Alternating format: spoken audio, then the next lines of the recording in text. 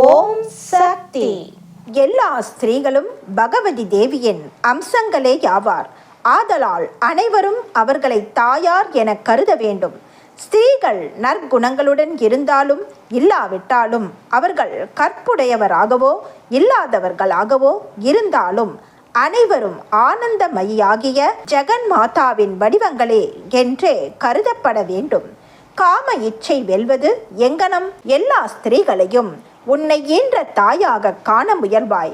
அப்போது காமம் எல்லாம் மறந்து விடுவதை உணர்வாய். உனக்கு தெய்வ அனுகிரகம் வேண்டுமானால் அகிலாண்டேஸ்வரி பிரம்மாண்ட நாயகியான எனது அன்னை ஆதிபரா சக்தியை பிரார்த்தனை செய்வாயாக. ஆம், அவள் மகா மாயை.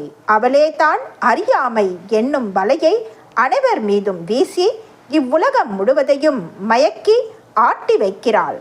ஆக்கல், காத்தல், அழித்தல் ஆகிய முக்காரியங்களையும் புரிந்து விளையாடுபவளும் அவளே. அவள் விருப்பப்பட்டு திறந்தால் அல்லாமல் பரலோக ராஜ்யத்திற்குள் பிரவேசிக்க முடியாது. அவளது அருள் நோக்கம் இல்லையானால் நித்தியமான சச்சிதானந்த பொருள் நமக்கே புலனாகாது. வெளி தோற்றமான அனித்திய பொருள்களே புலப்படும். மனிதனுக்கு தாயும் தந்தையும் மிகவும் முக்கியமானவர்கள். அவர்களை திருப்திப்படுத்தினாலொழிய பக்தி சாதனைகள் பயனை தரமாட்டா. உனது நெஞ்சுக்கு துரோகம் செய்யாதே. மனசாட்சியின்படி நட. நிச்சயமாக உனக்கு ஜெயம் உண்டாகும். கள்ளம் கபடமற்ற உள்ளத்தோடு பிரார்த்தனை செய். அன்னை கேட்பாள். உலகத்தை பற்றிய எண்ணங்களும் கவலைகளும் உன் மனத்தை சஞ்சலப்படுத்தும்படி செய்து கொள்ளாது. செய்ய வேண்டிய காரியங்களை ஒவ்வொன்றையும் அதனதன் காலத்தில் செய்.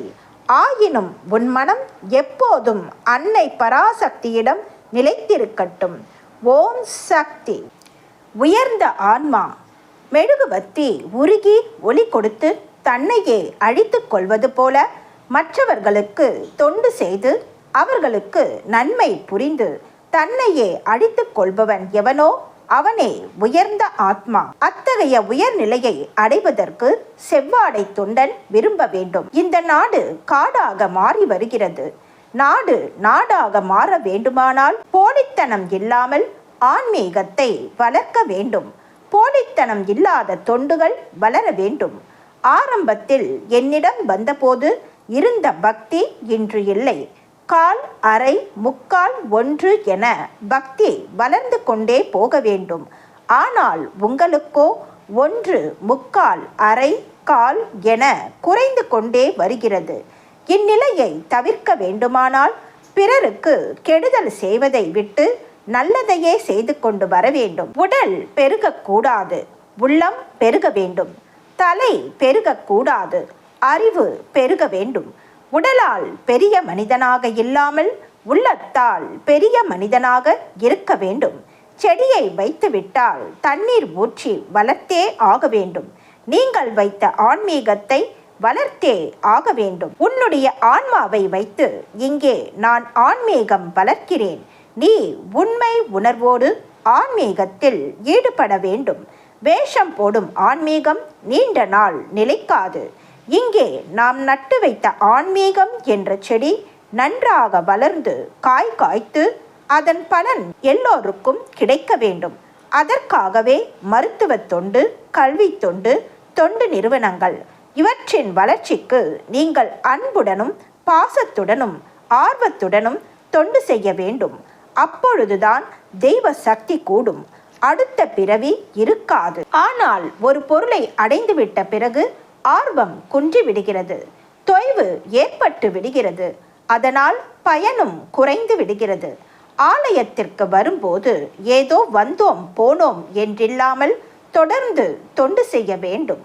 அன்பு விதைக்க வேண்டிய இடத்தில் வம்பு கூடாது.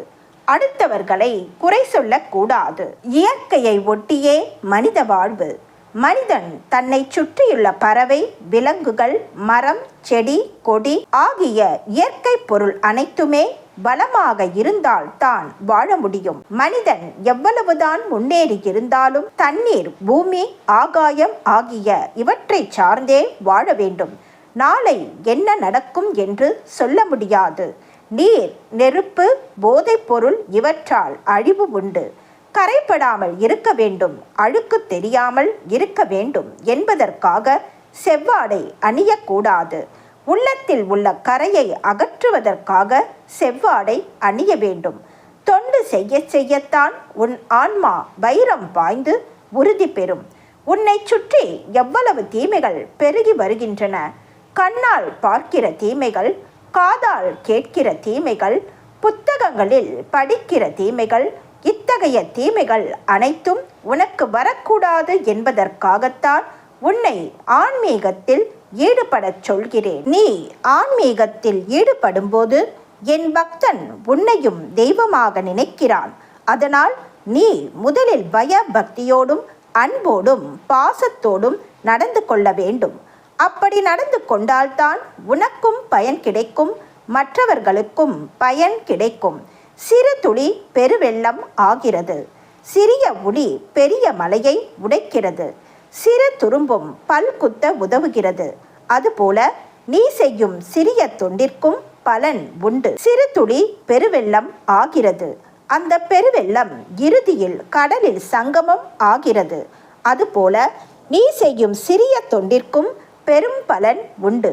கடலில் கலந்த நீரை பிரிக்க முடியாதது போல நீ செய்த தொண்டின் பலனையும் மற்றவர்கள் கவர்ந்து கொள்ள முடியாது. அந்த பலன் உன்னையே அடையும். செவ்வாடை தொண்டனுக்கு பன்றிக்குட்டி போல் இருக்காதே, கன்றுக்குட்டி போல் இரு.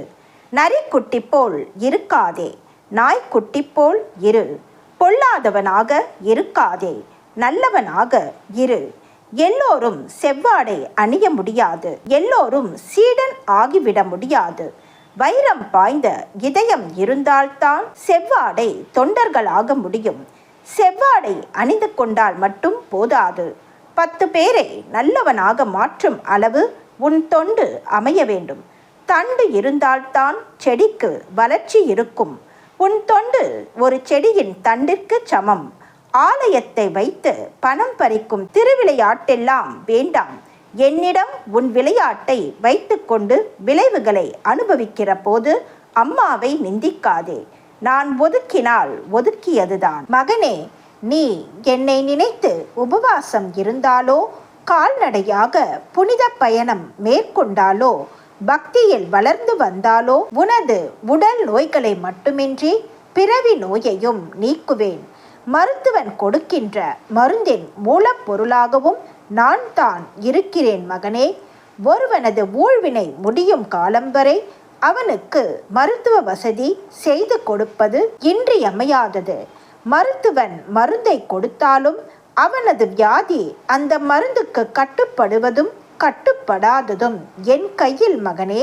எனவே மருந்துக்கு ஆகும் செலவினை வீண் என்று எண்ணாதே. அதற்கு செலவாகும் பொருளை பற்றி கவலைப்படாதே. ஆன்மீக வைத்தியம், இயற்கை வைத்தியம், செயற்கை வைத்தியம் என்று பல வகை உண்டு. இங்கே வந்து பலர் குணம் பெறுவது ஆன்மீக வைத்தியத்தால் என்பதை புரிந்து கொள். தாயும் செவிலியாகலாம், செவிலியும் தாயாகலாம். அவளும் பெண்ணே, இவளும் பெண்ணே. தாய் குழந்தையை அரவணைக்கவும் செய்கிறாள், அகற்றவும் செய்கிறாள். அதுபோலத்தான் இங்கே அன்னையும் செய்கிறாள். தேய்மானம் உனக்கும் உண்டு. இளவயதில் ஆடுகிற ஆட்டம் என்ன, ஓடுகிற ஓட்டம் என்ன, பாடுகிற பாட்டு என்ன, முதுமை வந்ததும் ஆட்டமெல்லாம் அடங்கி விடுகின்றது. உனக்கு பயன்படும் பொருள்களில் மட்டும் தேய்மானம் இல்லை. உனக்கும் தேய்மானம் உண்டு. உன் உள்ளத்தில் உள்ள அழுக்குகளை நினைத்துப்பார். உன்னை பற்றி உனக்கே தெரியும். பிறரை குறை சொல்கிற பழக்கம் கூடாது. யாரையும் அலட்சியப்படுத்த கூடாது. சிறு துளியும் பெரு வெள்ளமாக மாறும். சிறு ஒளியும் மலையை உடைக்கும். சிறிய உருவமும் பெரிய உருவத்தை அழிக்கும். இவனால் என்ன ஆகும் என்று எவனையும் அலட்சியப்படுத்தாதே. ஒருவரிடம் பொறாமை குணம் இல்லை என்றால் அனைத்து சிக்கலுக்கும் விடை காண முடியும். ஒரு தாய் தன் மகன் திருடனாக இருந்து சிறைச்சாலைக்கு சென்ற போதும் அவன் எப்படியாவது உணவு அருந்த வேண்டுமே என்று ஆசைப்படுகிறாள். வேளா வேலைக்கு அவனுக்கு உணவு கிடைக்க வேண்டுமே என்று தவிக்கிறாள். கணவனும் மற்ற பிள்ளைகளும் தன் அருகிலேயே இருந்தாலும் எங்கோ சிறைச்சாலையில் உள்ள பிள்ளையிடம்தான் அவளுக்கு பாசம் அதிகரிக்கிறது. அவன் ஏன் திருடனாக மாறினான் என்றெல்லாம் நினைத்து பார்ப்பதில்லை.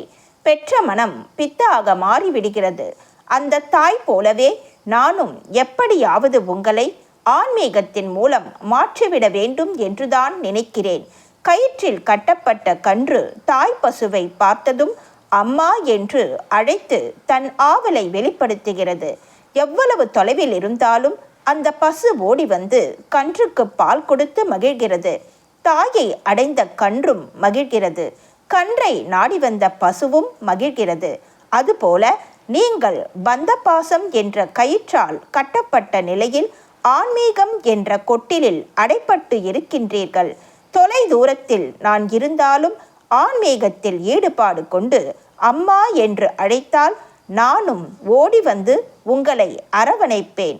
அதனால் உங்களுக்கும் மகிழ்ச்சி, எனக்கும் மகிழ்ச்சி. அவளன்றி ஓரணுவும் அசையாது. அணுவுக்குள் அணுவாக இருந்து கொண்டுதான் நான் இங்கே ஆன்மீகம் வளர்த்து வருகிறேன். அன்னையின் அருள்வாக்கு. என்னுடைய அருள்வாக்கு என்ற பாத்திரத்தை பயன்படுத்தி எதிர்கால வாழ்வினை அமைத்து கொள்ள வேண்டும். எல்லோருக்கும் பகிர்ந்தளிக்க வேண்டும். அன்னையின் அருள்வாக்கு. Please share and subscribe. Om Sakthi.